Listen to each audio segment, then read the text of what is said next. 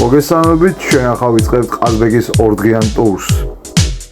ახლა ვიმყოფებით ანანურში და ვიწყებთ ჟინვალის წყალსაცავის მონახულებას კრუიზით.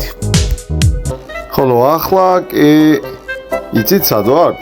ლომისაზე მივდივართ. 6 კილომეტრიანი გზა დაგვრჩა გასავლელი.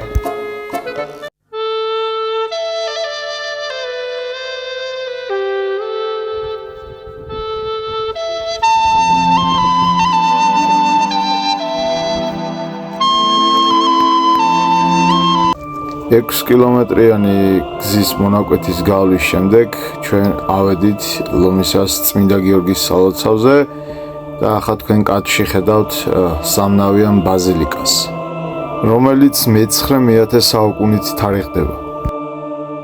წმინდა გიორგის სალოცავის მონახულების შემდეგ გადავწყვეტეთ გავძრულიყავით ჩვენი ტრანსპორტის. კიტრი და ტყემალი.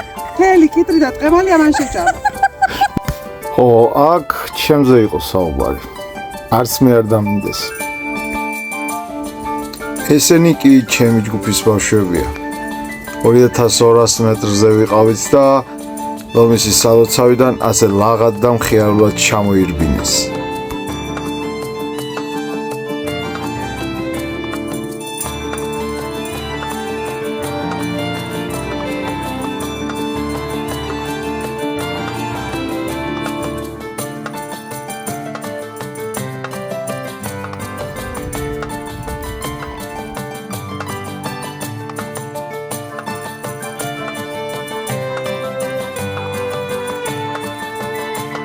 სასტუმროს კიბეების ჩამოვლის შემდეგ ჩვენ ქალაქში გავიარეთ. რა თქმა უნდა, ყაზბეგ.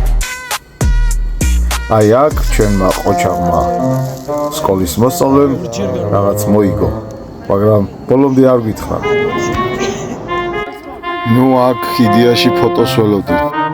სამაგიეროდ ვიდეოც არის და ფოტოც.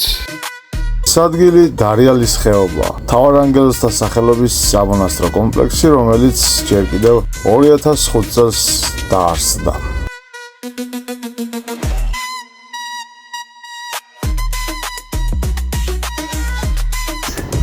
დარიალის ხეობა ლარსის გამშვები პუნქტი საქართველოს რუსეთის საზღვარი. დარიალის ხეობის მონახულების შემდეგ ჩვენ ელიას მთაზე გადავინაცვლით.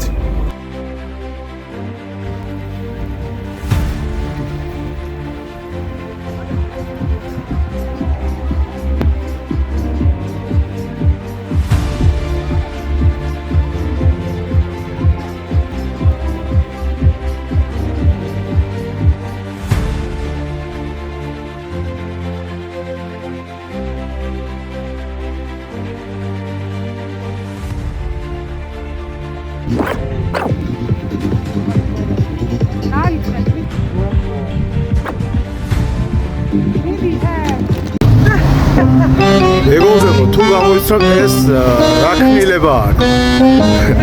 აქ უკვე კომენტარი ზედმეტია, თქვენც შესანიშნავად ხედავთ, როგორ ერთობიან ჩვენი ჯგუფის წევრები.